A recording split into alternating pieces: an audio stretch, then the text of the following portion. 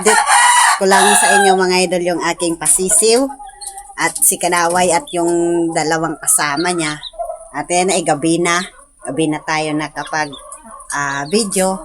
At ayan ay bago yung sahig niya at buhangin at tapos yung ipa kasi yung apakan nila at kasi may amoy na.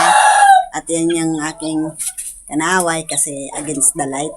Ayan. Kasi gabi na tayo mga idol at yung dalawa ko rin na Kanaway. Ayan. At ganun din yung apakan niya. At tapos yung nilagyan natin ng buhangin kasi parang may amoy na. At malaki na yung aking Kanaway. At kaso itong dalawa at pinagsama ko mga idol kasi may dalawa yung bule. Tapos yung dalawa doon ay yung tatlo din doon at iniwan ko doon sa may breedingan para ayun para hindi na to mag away-away kasi itong dalawa ay bule na tong dalawa. At tapos yung tatlo ayan. At ngayon lang tayo nakapag-update. Tapos yung tatlo ko rin Kanaway nandun sa sa breedingan. At kaso wala pa to ditong ilaw at hindi pa umiilaw yung ating solar. At dito yung tatlo ayan. At binigyan ko na to ng patoka. Ayan, patoka nila ay ayan, may ipot. At tapos yung vitamins. At ayan yung Kanaway ko malaki na. Ayan. Tapos may pala mga idol. May pula. Yung kapatid ni Kanaway. At ito. At hindi ko pa to kasi ayan malaki na yung improvement. At sa ilang natin pag asikaso at pagtiyaga. Kasi nagpisa to December 27. At yun. Ang bilis lang ng araw. At siyempre, yung pag-asikaso natin na hindi nagkasakit yung ating mga sisiw. At ganito lang yung aking pamamaraan at yung pag-asikaso para hindi sila magkasakit. Excuse me. At ayan malaki na talaga yung aking mga Kanaway. At tapos, ayan yung pula. At tapos yung nila, yung patoka nila kasi ngayon ko lang sila nabigyan ng patoka dahil ayan ay nag-busy ako kanina.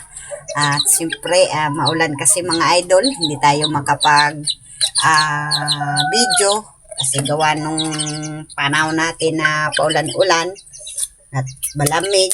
At siyempre sa sobrang lamig dito sa amin mga idol, yung ating mga sisiw na yung Kanaway ay hindi naman nagkasakit dahil sa sobrang lamig. Ayan ay lagi lang silang binibigyan ko ng patoka kasi yung patoka nila siyempre sa katawan nila tinutuka nila yung siyempre yung feeds mainit din yun sa katawan yung ating binibigay na patoka. At kahit papano ayan nandito kahit papano hindi to nagkasakit at hindi nagkasipon ayan sa awa ng ating pag-asikaso. At ayan malaki na at dalawang inahin. At syempre yung aking pahabol hindi ko pa yun sure na ayun ay may babae doon o may lalaki kasi yan maliit pa. Humahabol na rin dito sa isang buwan ko mahigit yung dalawa kong sisiw at yung aking Kanaway din na ganito na pilyo. At yun ay nangunguna yung matangkad na rin. Siyempre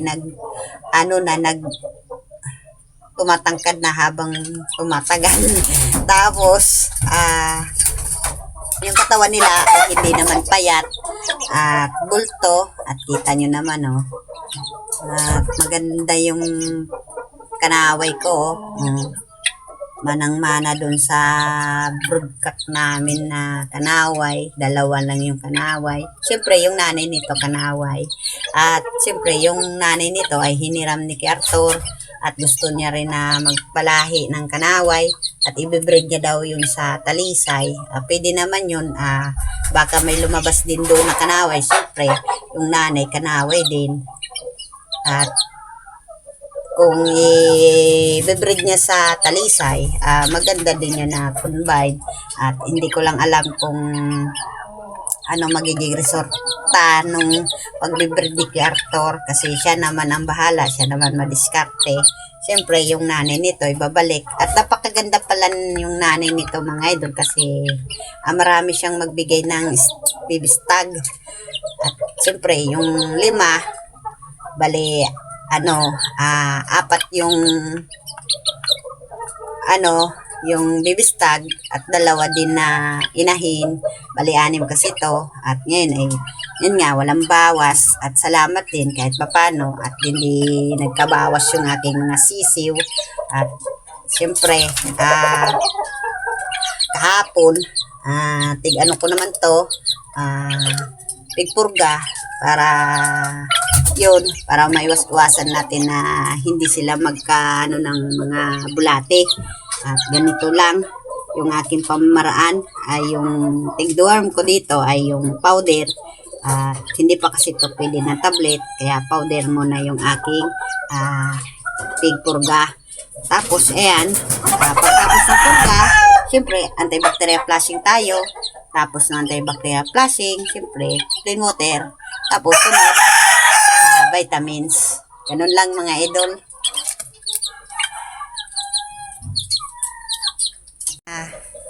Agabi na tayo nag-update at nag-video dahil naging busy ako mga idol, at ipapakita ko sa inyo yung aking pinagkabisihan.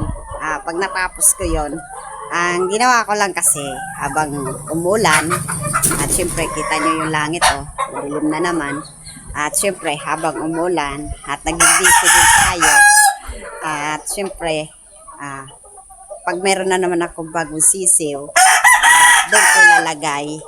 At syempre parang malaki-laki na yung ginawa ko. Ang ginawa ko kasi mga idol, para yung aking sisiw, o halimbawa isasama ko yung aking inahin, para nakabuelo yung pag-ikot-ikot. Tapos syempre lalagyan natin ng ipa, tapos sabay buhangin, syempre may ilaw, para mabilis-bilis lumaki yung aking mga sisiw. At sa susunod na video ko, ipapakita ko sa inyo yung dingding na ito. Tapos yung siyempre lalagyan natin ng ilaw.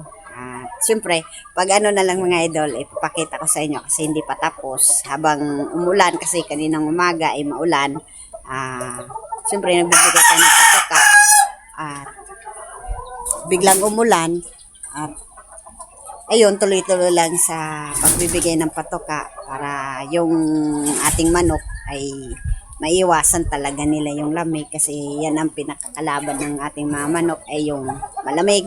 Tapos siyempre hindi natin iwasan na magkasipon. Kaya yun, kaya yung ginawa ko, at yan nag-ilaw na yung solar, tsaka umaambon na rin mga idol. At ayun, at i-update ko na lang kayo uli. Kaya hanggang dito na lang, at magandang hapon sa inyong lahat.